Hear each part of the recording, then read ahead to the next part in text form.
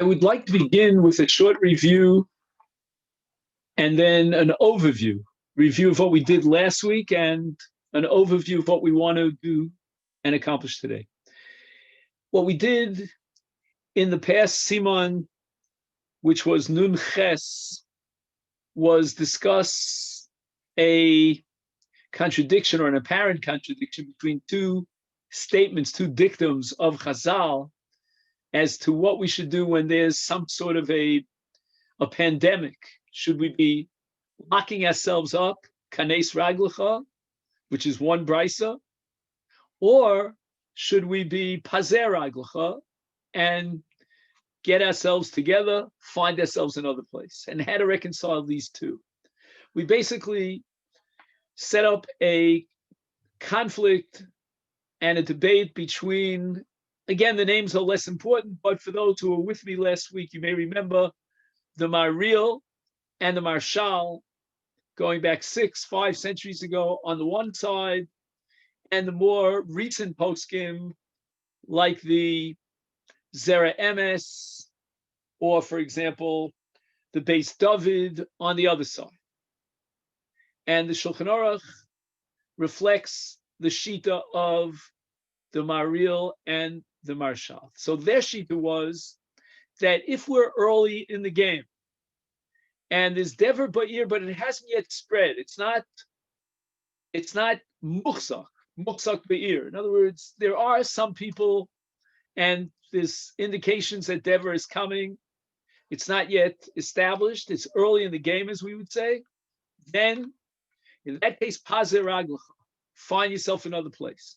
If, on the other hand, it's Dever Muchzak Ba'ir on the later stage, then Kanes Raglecha, then you lock yourself up. And the Beis David and those who agreed with him had a different approach. They thought that in general, if you have the option of getting out, that's what you should do, unless by getting out, you expose yourself to more and greater danger. That was more or less what we discussed yesterday. I should say not yesterday, but it seems like yesterday, a week ago. And we also mentioned that there are other elements in the entire equation. There's something called Kevan Shenitna Rishus LaMashchis. And we said that that principle that makes the streets dangerous when the Malach HaMavis is out there looking for his victims, that statement will expand beyond Dever, and any infectious disease would imply that there's a mashchus out there. We also added another element, and that's the isusa. We said that the fear itself is a very dangerous element in the equation. We have to avoid that fear. We mentioned Rabbi Kiveger at the end of the shir last week. You may recall we mentioned a psak of Rav Shmuel Kamenetsky that we should keep it down low. We should not be publicizing every 5 minutes the mortality rate and so forth and so on. So that's a summary of Simon Nun Ches, and we'll come back to that today in Mirz Hashem at the end of the shir, after we get a clear overview and insight into Simon Nun Tes, which is the definition of sakana, what constitutes danger in halacha. And then we'll be able to sort of hopefully wrap up both tshuvas into one package and get some practical conclusions. Now, the second tshuva, which is the one that we want to do in depth today, Nun Tes, defining sakana, just again as a little bit of an overview of where we want to go with that tshuva, we should keep in mind that, number one, we're not sure exactly how to define danger in halacha. So we'll get into that, and we'll offer two approaches to danger. Then we'll try to establish that corona, according to all opinions, is dangerous, and the law of sakana would apply. That has a whole bunch of repercussions. Number one, the question that was asked to the Bigdei Chamudos was about kolels. And in the kolel, We have chavrusa learning going on. There's social distancing, people wearing masks. And it seems that because of the age bracket and the family background of these members of the kollel, the Rosh Kollel is of the opinion that the chances of any sort of death, chas v'sholom, is 1 in 1,000. And even though he admits that there are those who say we have to close the kollel, he wonders whether we have to pay attention to those voices that are crying alarm. And this nafkamina as to whether or not this is a sakana, do we say that if we come to the conclusion that 1 in 1,000 might die, is that a sakana? That's one nafkamina between whether we define some situation as sakana as dangerous or not. And then we have another nafkamina, and that is to do with wearing masks in a place where there is no Erev on Shabbos. And although if there's a sakana, we would allow it because then it's called a mugain. It's something that protects you. We're not afraid that you're going to, in the middle of Rosh Hashanah, you're going to take it off and start carrying it. And that too would depend upon sakana.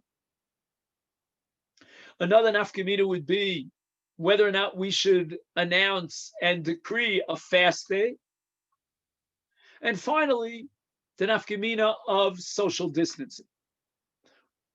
Would we listen and be obliged to listen to the authorities? What happens if the authorities say that under certain circumstances, social distancing is not required, but yet we find one rofe out there, one medical person who's insisting that even if the official word of the powers to be, the authority invested in the Misrad HaBriyut, even if they would say, well, this is not dangerous, I'm telling you it is dangerous, do we have to listen to one rofe?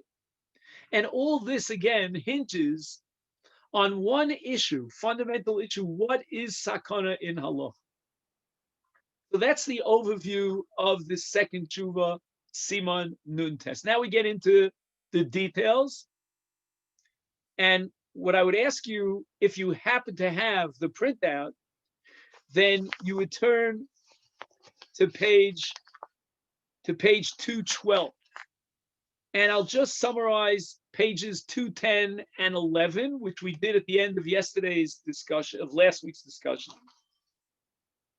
And we'll pick it up from there. So just to review, we have a very serious issue here at stake.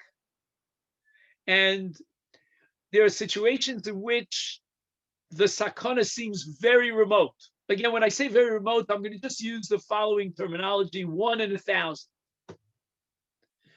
And the issue is there are a bunch of people who are saying, you know what?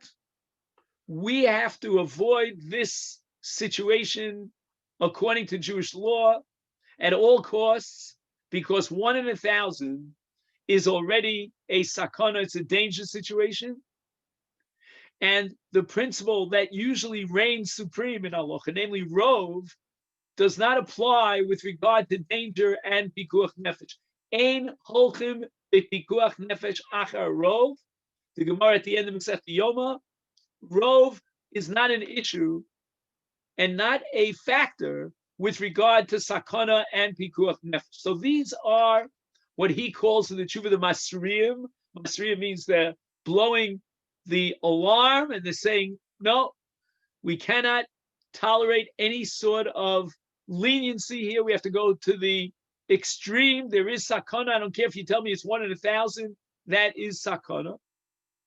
And the others, including the one who asked this question and addressed the Big Day Chamurus, he's of the opinion that maybe we don't have to pay attention to these masriyim. This is not a sakana. This is 1 in 1,000. And we've taken whatever precautions are necessary. We don't have to go beyond that. So what is sakana?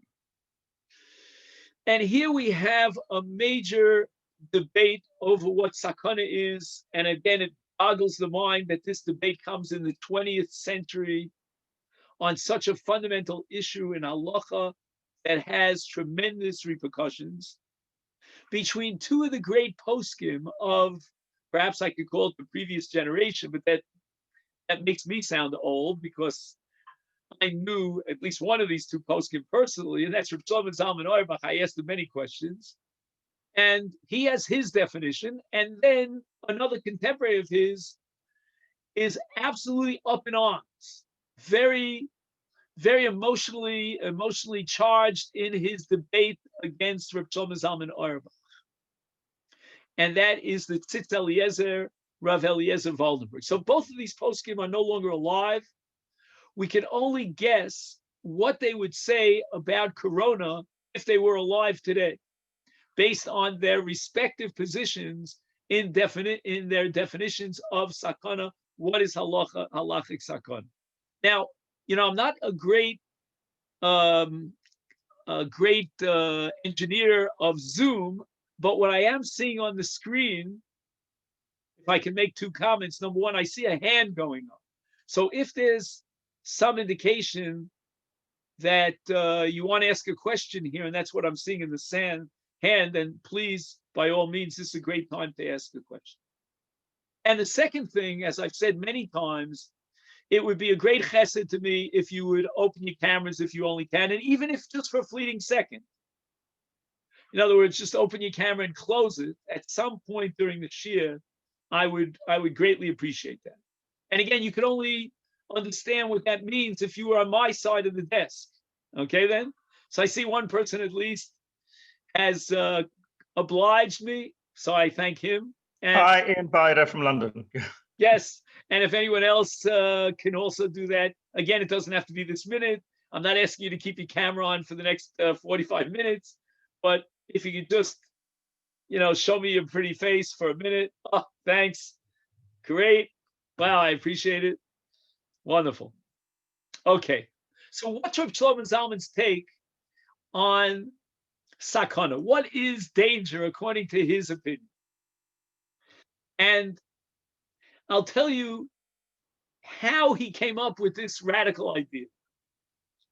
He says that the definition of sakana is, and I quote, Kol davar shederech b'nei adam livrach mizeh.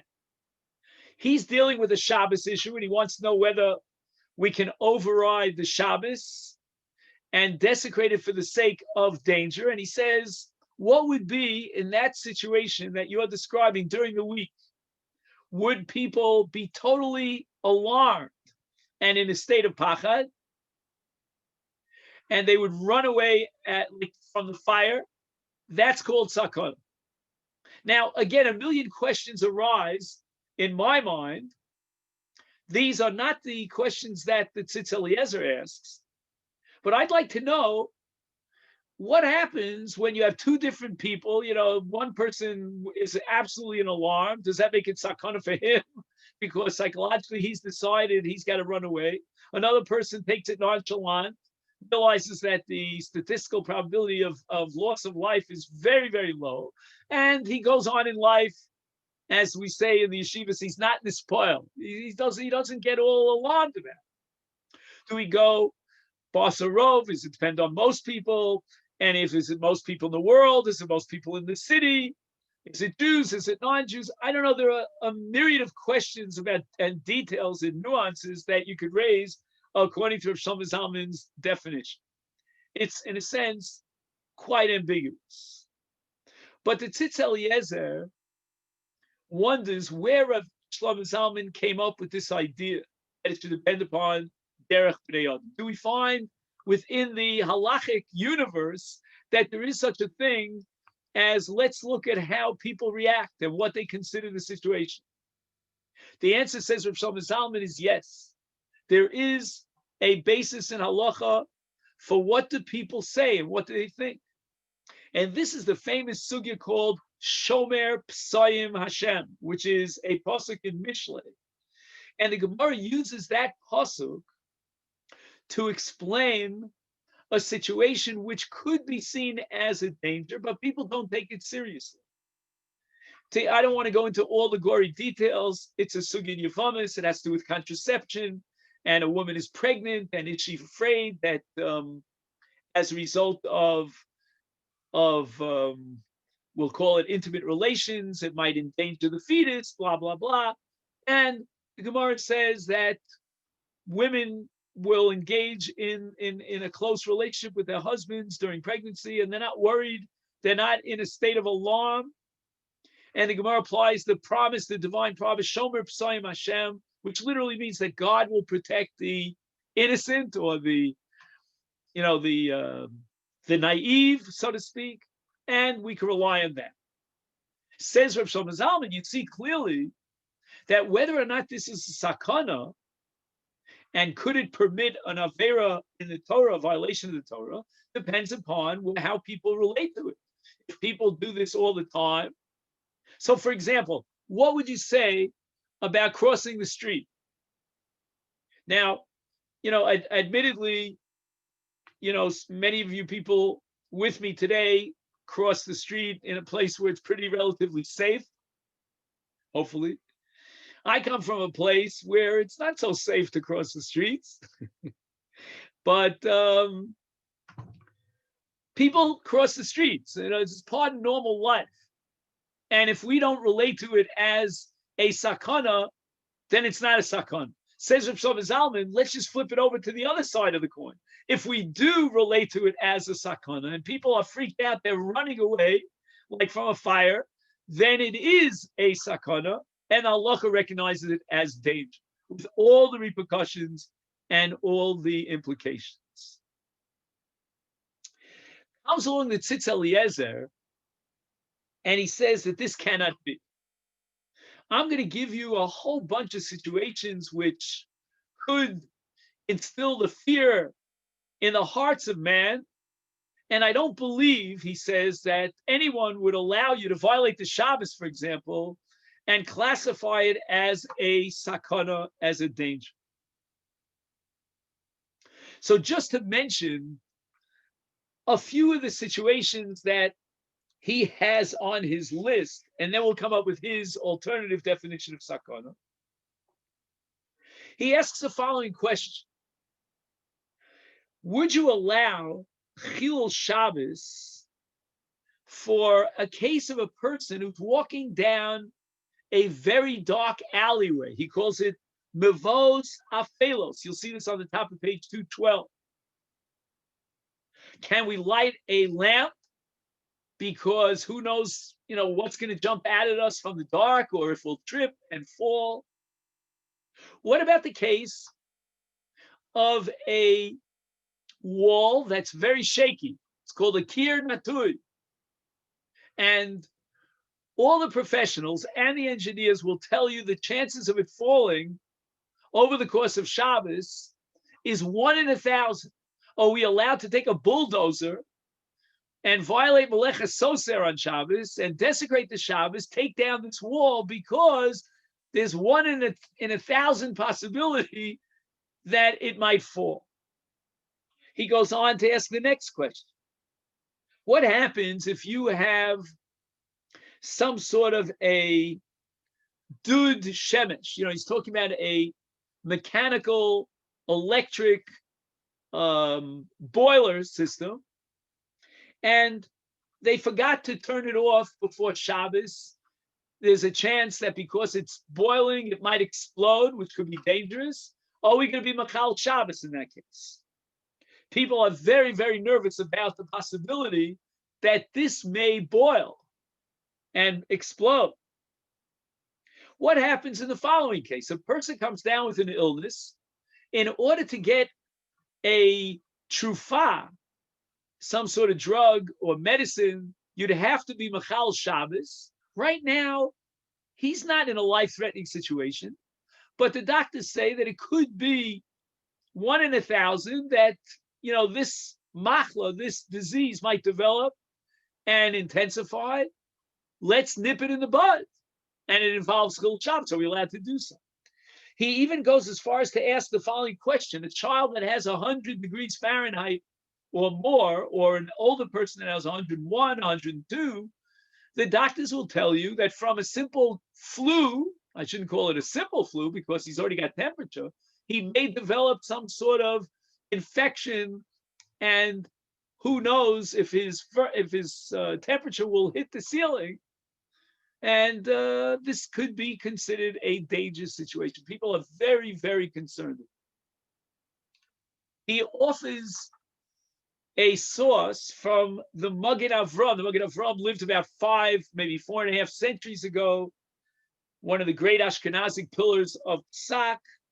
And in Hilchos Shabbos, he talks about some sort of poisonous spider or lizard that is hanging around that might jump into your food, and somebody might inadvertently eat it and die from the poison, the toxic. And he says, you're not allowed to be Machal Shabbos for that. He assumes, the Magen Avram, that by killing the spider or the lizard, you violate what's called Netilas Neshama. It's one of the 39 categories of Malacha. And he says, you're not allowed to do so. And yet, says the Tzitz Eliezer, if you saw such a spider or you were aware of it, you would just go crazy. You would run to who knows where. In fact, most people, if they heard about a room that has a mouse in it, would run to Kingdom Come. Why? Because I don't want to be in the same room as a mouse. So what makes it a sakana? The fact that people are allergic to it? And the Tzitz Eliezer develops a whole nother thesis and definition of sakana. It's a very rigid, halachically, legally binding with definitions. He says that in order to call something a sakana and to violate the Shabbos, you would need 2 things, 2 conditions to be met. Number 1, he calls it Ish hamistaken, I'll explain. And number 2, Davar hamisaken. This you'll see on the bottom of page 211. Number 1, you have a person whose life is in danger. And number 2, the cause of the danger is right there. It's tangible. It's real. It's on the table. So, for example, in the case of the Magen Avram's lizard, you might have a Davar Misaken, perhaps, if you would tell me that there's a very good chance that it might endanger someone's life. But right now, no one's in danger. There's no Ish HaMistaken. And to prove his point, he quotes a Rambam. And again, I am simply reminding you of what you know. And the case is they find an Asufi, a baby, on Shabbos in a city that is a non-Jewish population with a few Jewish families. And the question is, do we violate the Shabbos in order to save this baby? On the assumption that maybe the baby is in fact a Jewish baby. And the Rambam says, we will not do so. And this comes under the principle called Ein Mefachrin Olav Sagal, where we don't know that somebody might be buried under debris of a collapsed building. And the Rambam would insist that we would not violate the Shabbos simply because possibly there might be a body that we can still save and it's underneath the debris. Says Rav Waldenberg, the Tzitz Eliezer, that what we need is a definite fulfillment of certain requirements. For example, you want to tell me there's a Davar HaMisaken, something that is putting life into danger. I'm going to ask you the following question. Do you have a statistical probability regarding that Davar HaMisaken? For example, you have a Kir Natui, as we said before.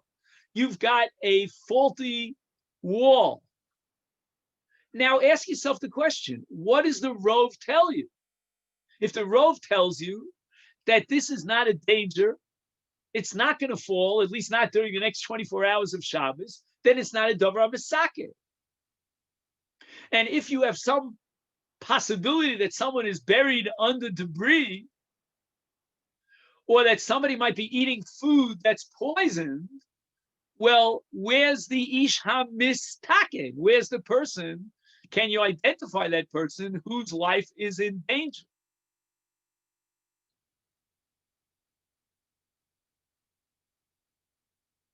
And the Tzitz Eliezer is baffled by the following question. What about a pregnant woman who's giving birth? She's in the throes of birth. That's called the Yoledes. Will we be Machal Shabbos? Let's say she says, I need a hot cup of tea, and we have to heat up the water. There's no guy around to heat up the water. So the Tzitz Eliezer thinks that in this case, we might in fact violate the Shabbos because we have both conditions.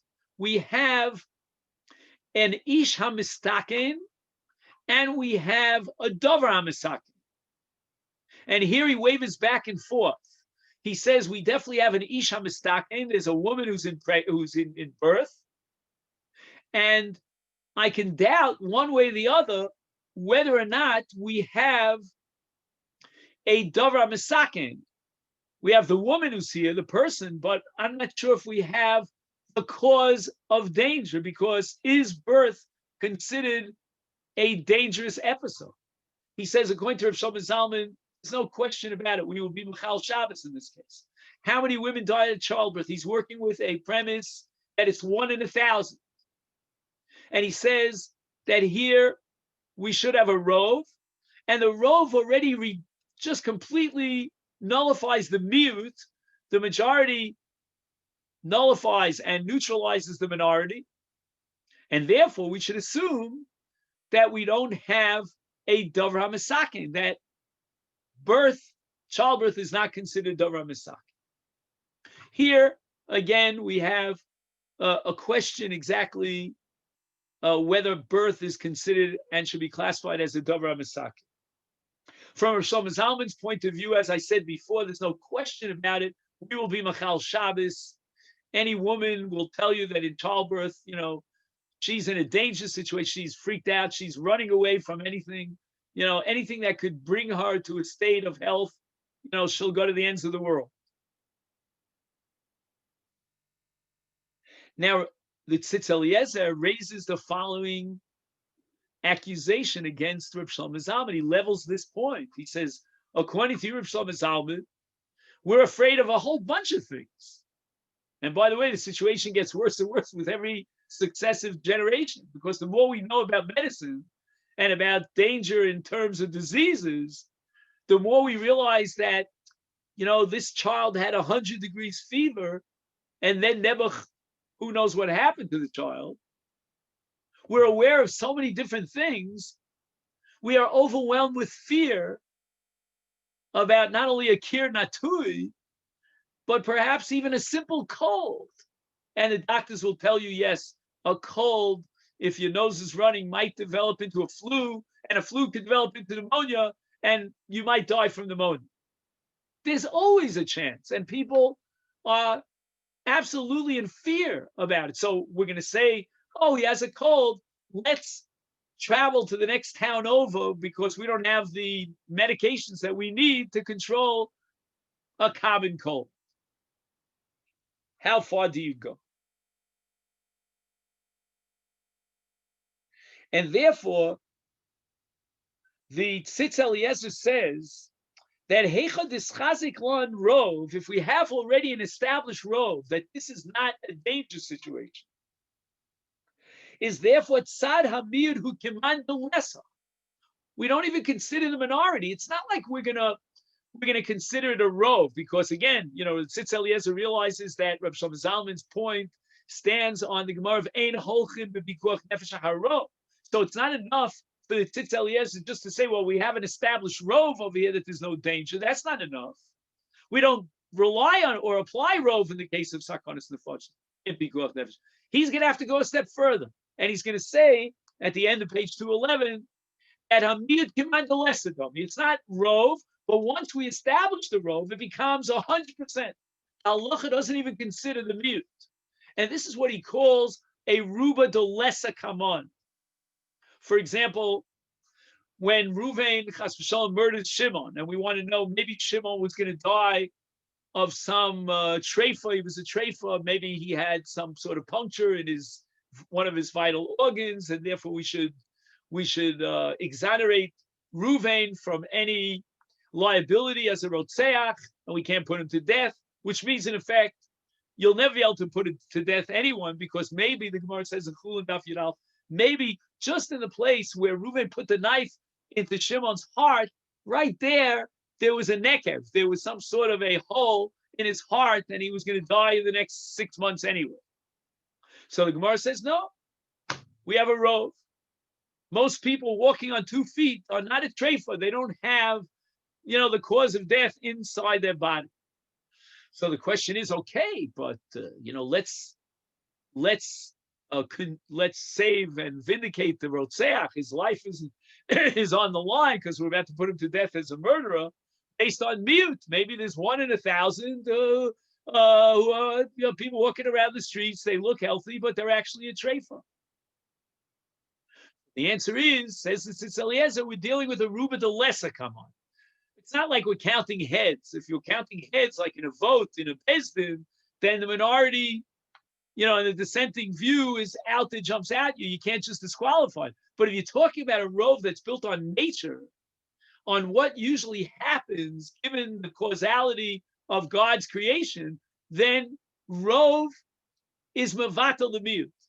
And therefore, we're not going to, in any way, alleviate the rotzeach of his chiyuv misa, because maybe the victim of his murder was a treifa. We're going to say that this rove completely undermines the miut.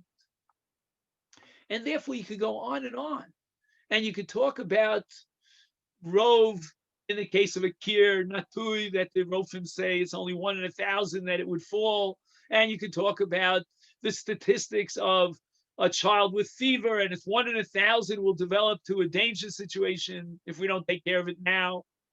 And you could talk about a spider, a dangerous spider, and you could say, well, there's a chance that this and that, and the spider will go into a food and we won't see it, and the toxic substance will be swallowed by somebody inadvertently.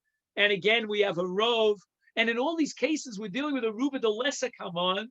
We're looking at nature. We're asking, what are the probabilities? We're not counting judges in a court. And the miut is command de lesa. That's called ischazik rove.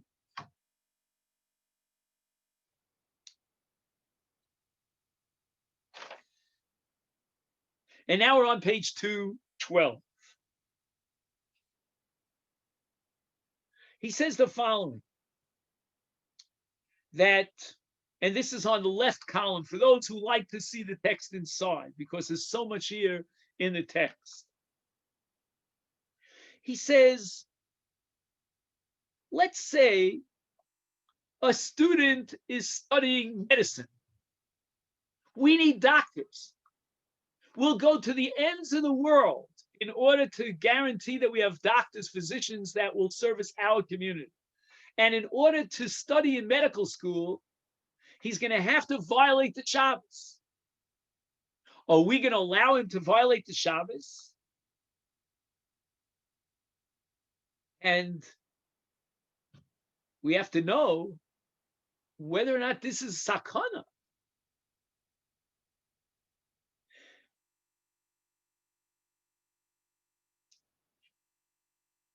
Recently, we've introduced an inoculation, a vaccine.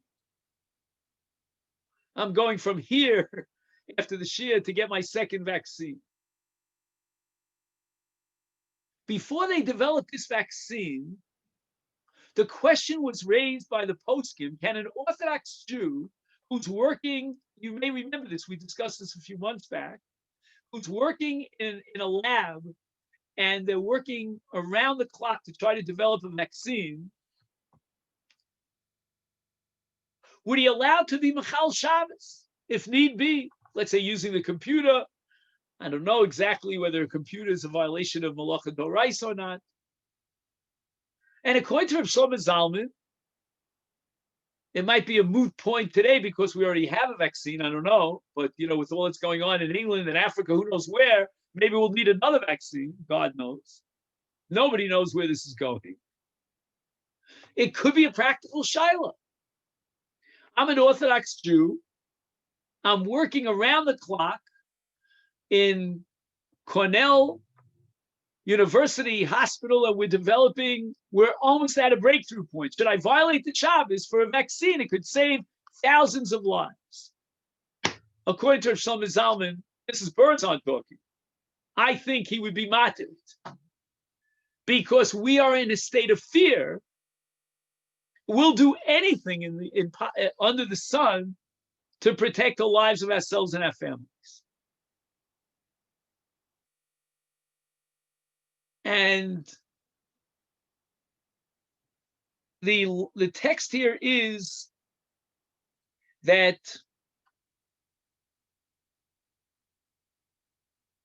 Hageder, this is Reb Shlomo Zalman on the left column of 212, Hageder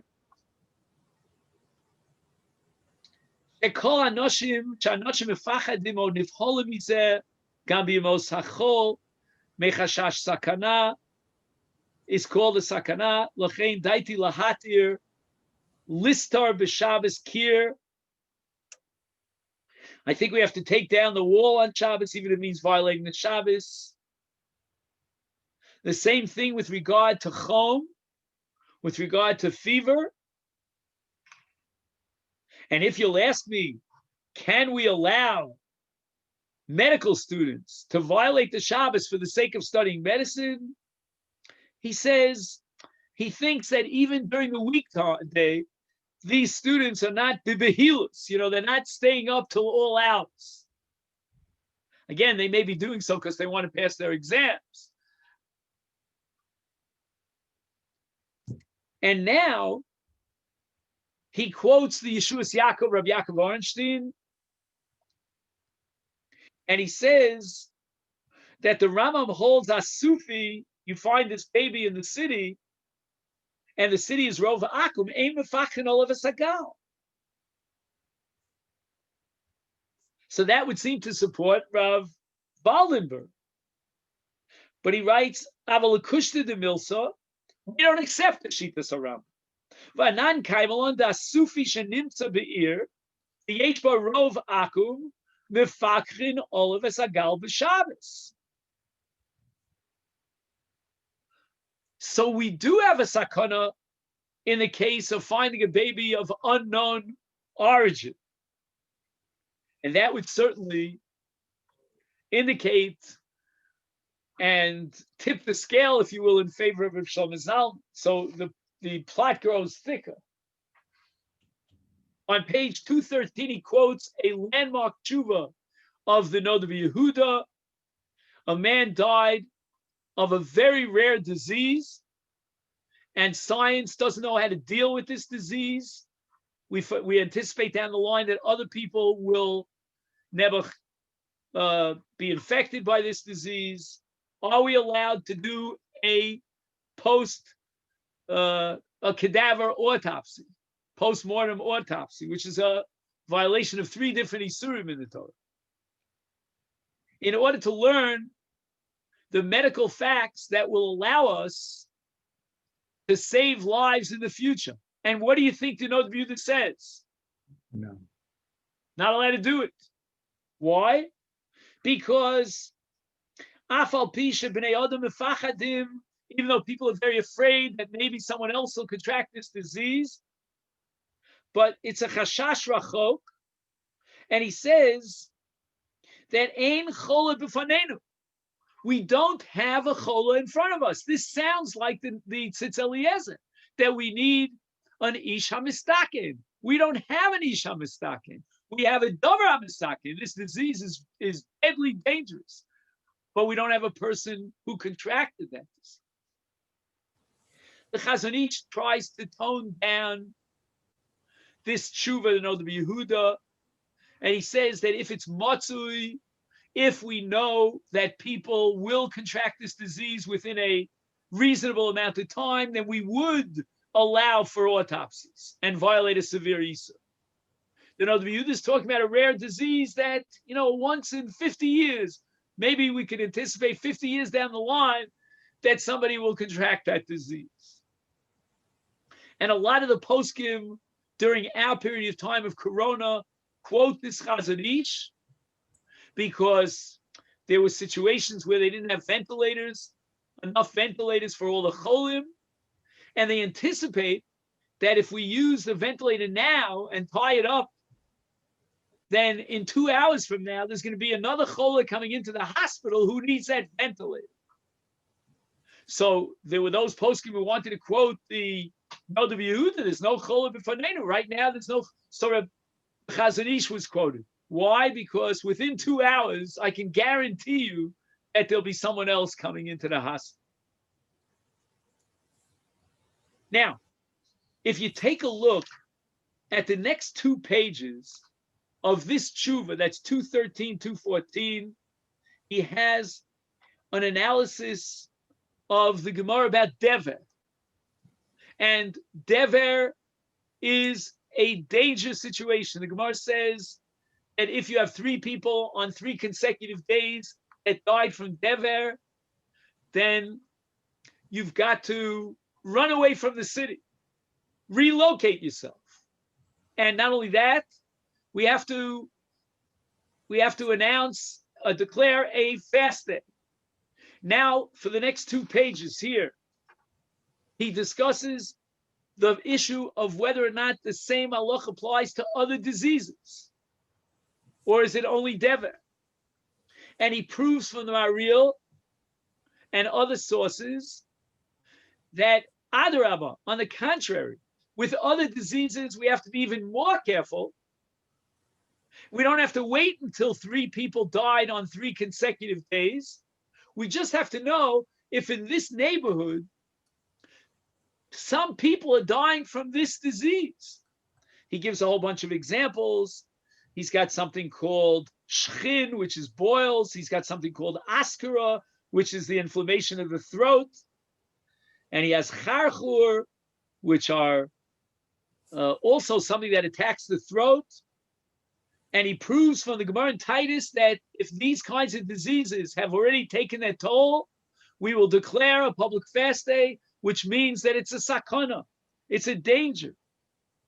And quoting various sources, he proves that the halacha is even more demanding, that we have to run away from danger when it comes to infectious diseases. He calls it choli ha-maleches. Maleches means it passes from one person to the other. We don't have to wait until 3 people died on 3 consecutive days. That has something to do with the nature of Dever, which is something to do with the pollution of the air.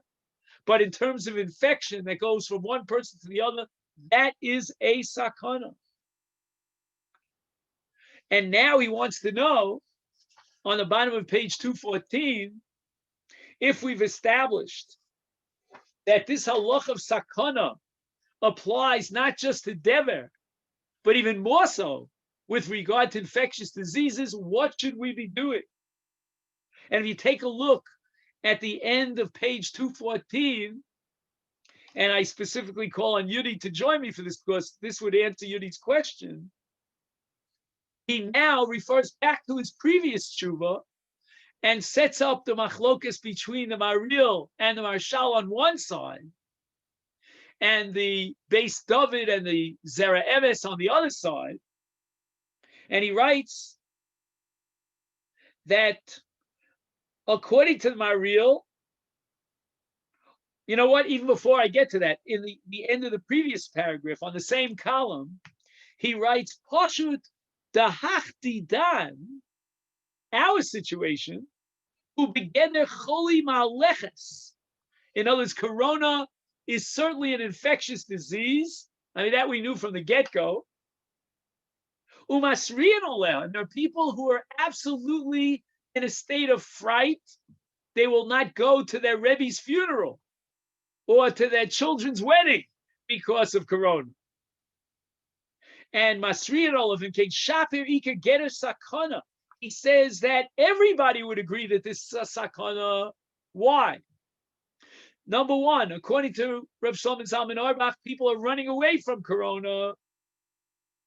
They're packing their bags and flying south. Although I don't know if Orlando is any, all right, whatever. And he says that not only do you have a pachad, but you have a davar hamisaken and an ish hamistaken, because anyone who's in the area where there's corona or any other infectious diseases, like we spoke about charchur and askara, that's a dangerous situation. And you cannot establish that the rove is applicable here, so that we're sure that no one's going to get come down with corona. So what should we do? So he writes that according to the Maril, which is paskin by the Shulchan Aruch, in all these cases of danger, then initially, when the disease begins in its early stages, we should fly away. I'm afraid, my friends, and Yudi pointed this out to me as well, that it's a little bit late for that. There's no really, I don't know if there's any place to go. I mean, for a while, the Israelis were going to Dubai. You know about this. The Emirates. 50,000 Israelis traveled to the Emirates in the first 2 weeks when they allowed visas for Israelis into an Arab country. 50,000 Israelis love to travel, especially during a pandemic. Now, the Emirates are changing their entire ruling, and to come into the Emirates, the requirements are very, very tight now, because it's already nischazek ba'ir. They're getting it bad over there. So he says that once it's the level of nischazek knos raglecha. So what does knos raglecha mean? He means the following. He says, and this you'll see on page 215, he says, Knos Ragelcha, third line down on page 250, Mairi sha'omed besoch osa ir, v'tov yoser lihi sager bechadarav. His best option, if he's in the city and the infection is spreading, is to lock himself in the room. Knes raglecha. That's what Chazal are telling you. And I emphasize that phrase, Tov Yosef. His best option is to lock himself up. So you ask me what to do if you're in a location where it's nischazek corona ba'ir, and the answer is Knos raglecha. You've got to quarantine yourself. However, if you fast forward a few lines, he says, "Mikomakom in Yisakiv Sham, if he will remain locked up in his quarantine, al karchach utzarich lotzeis l'shuk, he's going to have to go out into the shuk. He has no choice in the matter. Then we go back to the original halacha that b'tchila you should run away." So again, these are the three basic rules, and we'll see how they apply in our situation. Rule number one, if it's early, then catch an early bird and get yourself out of it. If it's late, lock yourself up in the room. But now we're adding point number three. If locking yourself up in the room is not a safe option and you have a better option, finding another place, that's what you have to do. Halacha l'maisa. There are some very nice places to go, but you can't go there, as far as I know. They will not allow you in to Thailand. My niece and nephew live in Thailand, and my niece says, after 9 months of corona, she doesn't know one person who knows one person who has corona. Do you hear this? She doesn't know one person who knows someone who had corona. So when the government says we have zero corona in Thailand, again, I would think that people are starving because they don't allow anyone in. And Australia, New Zealand, and many other places on the face of the earth. So there's no option. So if there's no option, then quarantine yourself at home. You can't starve to death. You're going to have to go out to the shuk, but you're in a sakon. You're in a danger. That's what comes out from both of these tshuvas together. He says, "V'afal gav." You'll tell me the Gemara ka'omar dever. When the Gemara says you have to lock yourself up in the room and quarantine yourself, it's talking about dever. He says that if you read the Maril and the Marshal carefully, muchach di af b'shar mini chole, the same thing applies to other chole. That if it's early, yesh levrach min ha'ir, run away. And keep in mind that we have another element in the equation, and that is kevan shenitna reshus lamashchis eino mavchin bein tzadik l'rosha. If it's already nischazik be'ir, then unfortunately the mashchis is out there. So you want to lock yourself up in the room. If you have an option of getting away from the mashchis, now we thought that getting away from the mashchis would mean walking down the middle of the street. But the Gemara says, no, the mashchis doesn't only look on the sides, he looks down the middle of the street, down the middle of the road. And he quotes the Yam Shel Shlomo, bottom right of page 215, that imlo yuchal l'kaim kanes raglecha, the Yam Shel Shlomo, which is the same author as the Marshal, who agrees with Maril and Paskin and Shulchan Aruch, that if you have no possibility of staying in the city and locking yourself up in your house, as chayav hu livrach. But again, that assumes that there's a place to run to, and you can somehow find a way of getting into and getting entry into a place where there's no corona. And in the paragraph on the left column that starts with L'divrei Maril or Marshal, Had the Gemara Dever Ba'ir Al Yahalich Odem Be'emtza Di'afagav B'derech Klal Emtza Drochim Eino Nechshav L'mokom Sakon Mikomakom Be'idon Rischa, meaning when there's infectious disease and danger out there, Havi Sakanta, and Afilu Emtza Derech, the mashkas could get you even in the Emtza Haderech. And therefore, the conclusion of this whole tshuva on page 216 is that an infectious disease has the same status of sakana as dever, and the same rules apply. If you can get out, then you're chayav livrach. If you can't, then you must quarantine yourself. If you have to go out to the shuk, you're going to have to take all the precautions that you possibly can.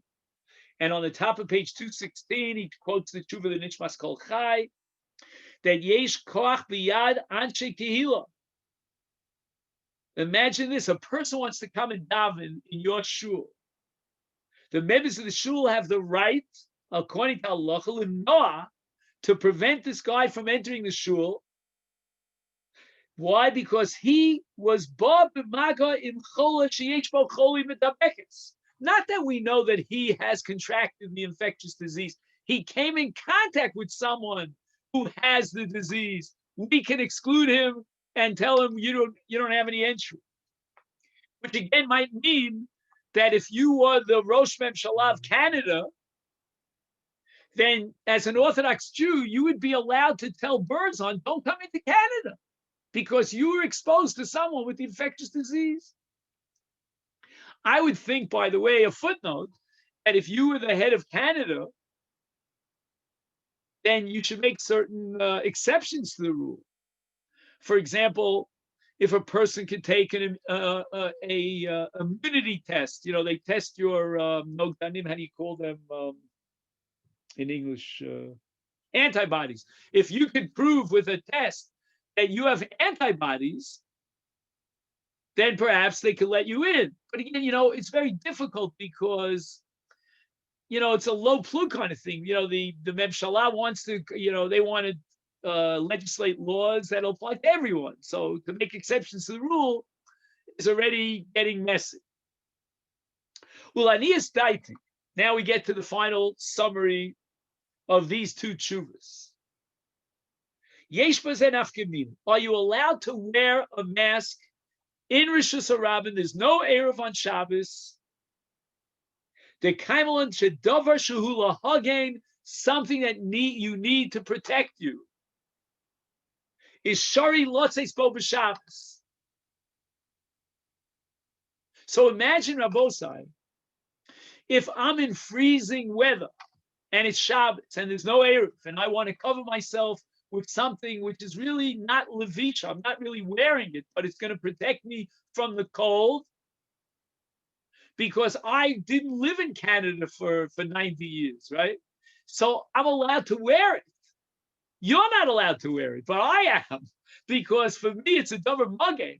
I'm not going to take this thing off. No way. It's too cold. And therefore he says, Lefi mashin isbar kol chazek dever ba'ir, or dever or other machlos. We gave a number of examples of infectious diseases, and the disease is really set in the city. V'nechshav kisha sakana. It's already a sakana, even according to the Tzitz Eliezer. Umachmaso amrinon kanes raglecha. And therefore, we're going to tell you that if you possibly can, you should quarantine yourself once we've gotten to that situation of kanes raglecha, because it's chazek dever ba'ir. Then shapir mikri davar di osi lahage. Now it's something that protects your body, the mask, because the infection is spreading in the city, and therefore shari lotzeis imo b'Shabbos. He paskins that you're allowed to wear this mask on Shabbos. Now, for you and I, that's not such a revelation. Well, first of all, it's not so practical because we have an Erev.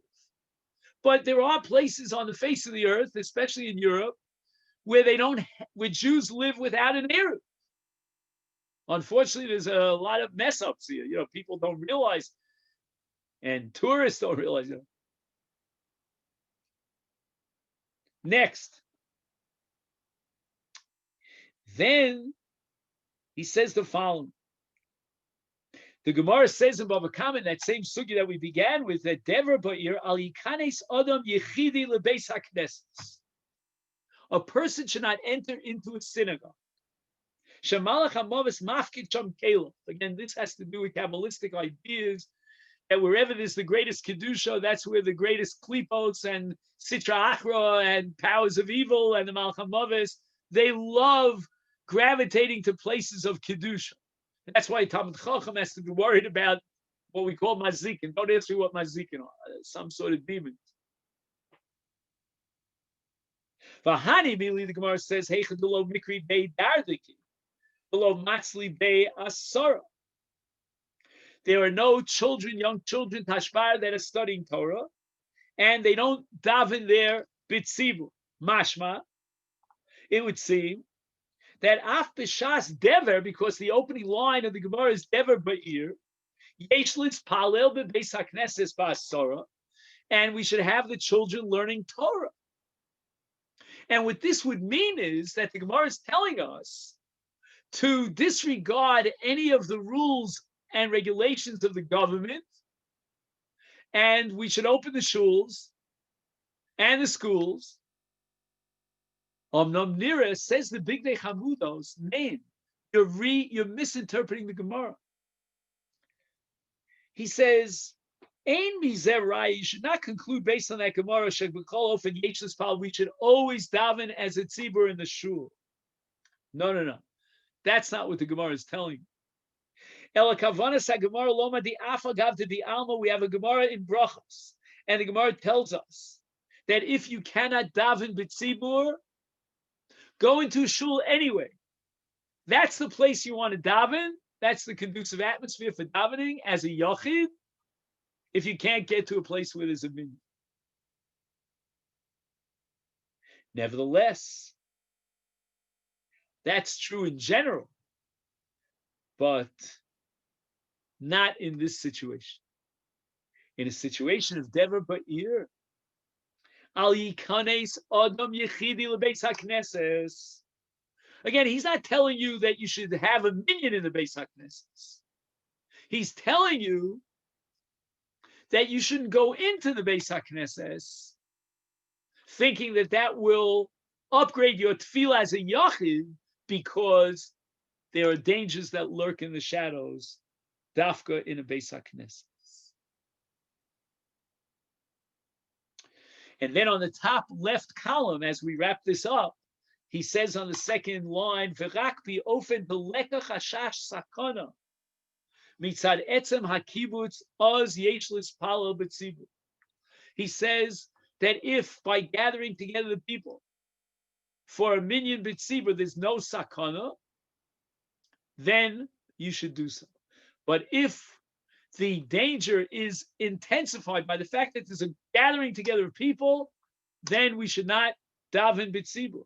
And he quotes Rabbi Akiva in Tshuva that if the mumchim, those who are in charge of medicine and determining what is considered danger or not, they tell us that yesh sakana biskabtzus bebeis haknesses, by gathering the people together in the shul, that is a danger. Is tzarech lischashev bidvar. We have to consider it very, very seriously. So what should be the decision? And now the Bigdei Chamudos goes back to his Rebbe, Rav Shmuel Kamenetsky, like we saw in the previous tshuva, and they were pressuring him to close the shul. And this Rav Daniel, the Bigdei Chamudos, was very hesitant to close the shul. So he asked Rav Shmuel Kamenetsky. And Rav Shmuel gave him the following guidelines, 2 rules. Rule number 1. He says, if there's a rofe, or even more than one apparently, who is yelling and screaming, you got to close the shuls, we don't have to listen to him. Why not? The Gemara says that you don't know whether to circumcise the baby or not, and there's one rofe, the minority rofe, who says it could be dangerous for the baby. You don't go through with it, you go ahead with the meal. Why does Rav Shmuel Kamenetsky in his first principle say, no, we're not going to listen to these rofim? They don't have the authority. He says, because we really don't know, nobody really knows what this corona is all about. Initially, they thought it was a disease that affected the lungs, and now they say it affects the blood and the arteries. I mean, you don't know what tomorrow is going to bring. And then the new types of corona mutations, blah, blah, blah. And now he gets to his second rule. Ella yesh lishmol lahoras misrad habriyut shel hamemshala v'lasos al piyam.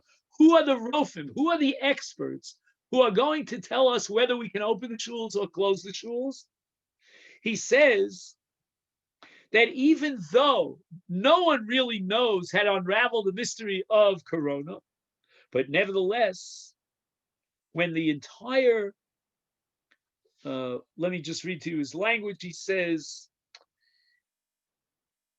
"Becholi bilti mukar kazeh stam rofim ein makirim kol kach tivo shel choli."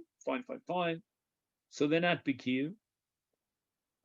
Oh, he says, "Bechai gavna yesh." So who are the mumchim? Who do we trust? Who do we rely on? He says, "Yesh litlos b'mumchim shel b'srad habriyut." Why? Shamatzui etzlam. Because they have access to kol meida shekayam ba'olam. They have the computers and the communication systems. They're connected with all the physicians worldwide. Vehem harufim hamumchim haruim lechavos dea. They are the experts. Uksheshalton mora shetzarach liskar, that we have to close down makomos tzibur, any public areas, is then yesh lachush. Yesh sakana. If they, the Misrad Habriyut, that's in touch with all the research all over the world, internationally, then we have to consider what they say as a sakana. They will define for us a sakana. But im heim ein choshishin. If, let's say, the Misrad Habriyut says that you can have X number of people with X amount of distancing, and each person is wearing a mask, and therefore there's no sakana, then yesh lomar she'ein lachush l'sakana. Then, and only then, do we say we're not worried about Sukkah? Now, I just want to add one thing, David. I'll answer your question right away. I just want to add one thing. Here in Israel now, we have a lockdown. The lockdown has been going on for 2 weeks. They just added another 10 days. Our shul, the Emek Learning Center, has been closed for 2 weeks. I mean, that's not the first time we've closed it during this pandemic, but we opened it at some point with all the guidelines of Misrad Abriyut. And we had this, we had that, and capsules and blah, blah, blah, the whole 9 yards. But now there's a lockdown, so we're closed out. The weather has turned very, very bad. Again, I don't know, relative to what you're used to in Canada, maybe it's not so bad, but for us, it's horrible. On my porch, you could actually catch the hail, the snow hail that's coming down on the porch. I wish me luck in my travels to Gilo and back tonight. But that's where we're up to. So outdoor shuls for the foreseeable future are almost non-feasible. Now, there is a weather report that maybe by Shabbos it'll clear up. But you understand, you appreciate the situation we're in. We've got a lockdown. We've got shuls that are closed. Not all shuls are closed. There are plenty of shuls where they feel the police are not going to bother them, so they go on with life as usual. And I went to my local shtibel here, and just for curiosity, I looked around at the people. I could have written a book. There were at least 7 different variations in a minyan of 10 people. And this one's wearing this, and this one's wearing that, and this one doesn't have a mask at all, and this one's covering his mouth without his nose, and this one nose without his mouth. And it just, but according to the poskim that we're learning, and this is well founded in Halacha, we have to oblige, we have to implement the rules and the decisions of Mitzvah Brit. David, you wanted to ask a question, please? Yeah, I did. So yeah, please. Okay, so I think in Chutz La'aretz it's different than Eretz Yisrael, I think, in that here we have federal or in provincial, or in the U.S. you have federal and state regulations. So can you keep me posted? What are the regulations now, like as of this moment? Well, okay, so in Toronto there's a lockdown of sorts. In Quebec it's actually worse because you can't go out at night past 8 days of curfew as well. Here we don't have a curfew, so. So my question would be, like, according to what we were learning, how would you treat federal versus, well, state or provincial law? Why there's a conflict between the two? Well, a conflict may be the wrong word, but there's not agreement for sure. It's whoever has authority, David. It's whoever has authority. Well, but hang on. But well, yes and no, because the CDC in the States, or Canada's equivalent, has the access to all that research, whereas the provincial ones maybe don't have quite what the federal has. So not necessarily. I would ask the following question again, according to the Big Bechamudos, if you'll allow me.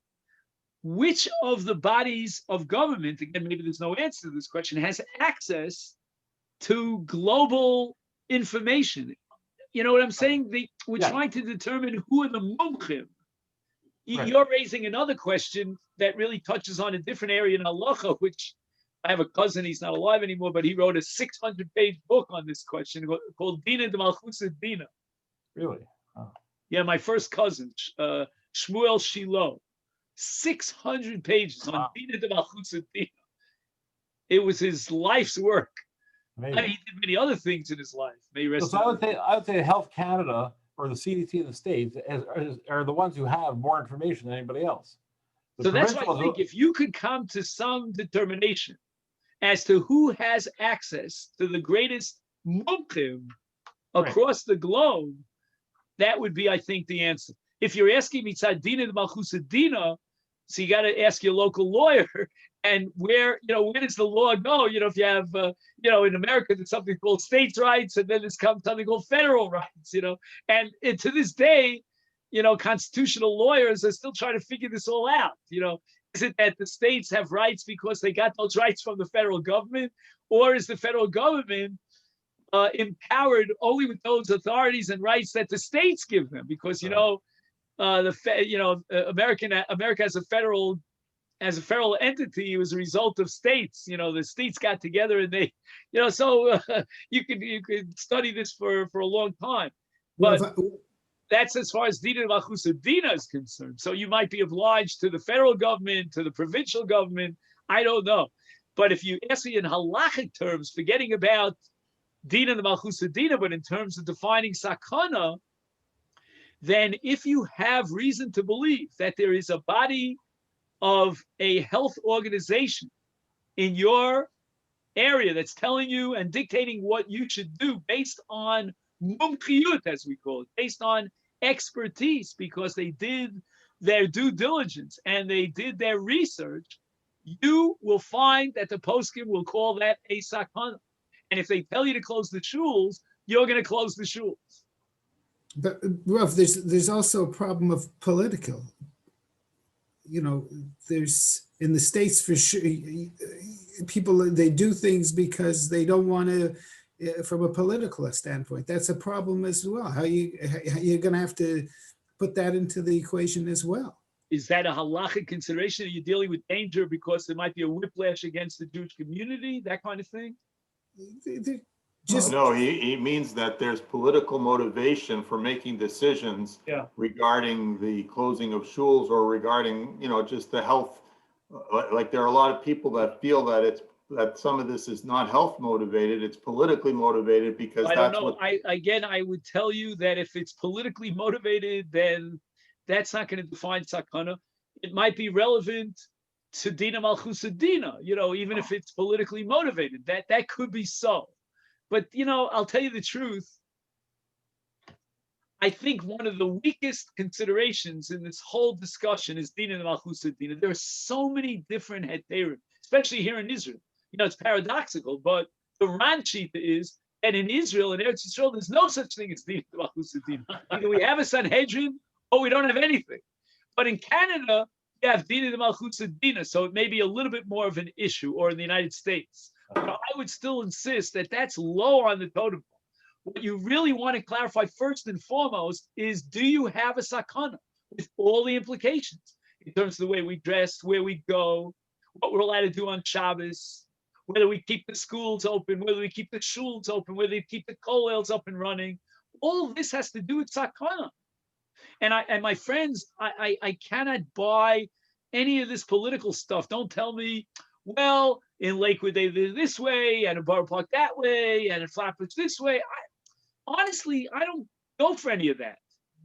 We have friends who live in the 5 towns. I think I mentioned this to you last week. Though they didn't go to this wedding, but they have many friends who went to this wedding. Everybody came down with corona, including the chassan and kala. Recently? And there's recently, in the last 2 weeks. And there are other stories here about, now there's also a lot of Ava business here because, we have our communities here that are totally disregard the law, and it's creating a tremendous amount of Ava and Chil Hashem. So I don't want to even go that route. I'm talking about sakana as a halachic category with all its ramifications, and there are many of them. And the Bigdei Chamudos, again, I'm not saying this is the last word on earth, but I think if he wrote this 4 months ago, it's almost true with the Kal Vachomer 4 months later, because that's not what's going on in Lakewood today, that's for sure. I don't know. I don't even, honestly, I can't deal with it. I can't hack it. I can't hack it. I just think that, here's a person who, the tshuva is very well written. He researched this. He's got all his sources here. You want to slug him up and disagree, it's all right, but go through the tshuva and show me the holes in his thinking. And he came to the conclusion that both in the context of Rav Shlomo Zalman's definition, we are freaked out over this pandemic, or in the definition of the Tzitz Eliezer, we have a davar hamisakein and a davar and an ish hamistakein. We have all the conditions necessary to apply the principle of ein holchem b'pikuach nefesh acharo. And therefore, you have all these nafkaminas that we mentioned before. Okay, then again, I feel badly that we have to talk about these very gory topics here, but Piskei Corona is not a joke. Hashem put us for some reason into this, thrust us into this situation, and we're trying to work through the maze, and it's a real complicated maze, and no one should fool themselves into thinking that life is getting easier. And here, I don't know what's going on in Canada, but there's a whole machlokus about the vaccine, and every Muntigan Darnishtik, they come up with another svara, yes, the vaccine, no, the vaccine. It just, life is still getting complicated, but we should be zochim Ritz Hashem, to see Hashem, the light at the end of the tunnel, and Besorot Tovot. So just as I close, I want to ask David one favor. Yeah. Because I don't know, David, if you did this yet, but we are actually up to Simon Samach. Now we're closing the book on Nun Ches and Nun Tes, which is a tremendous achievement. We went through a massive 2 tshuvas, and now we're up to Simon Samach and Samach Aleph.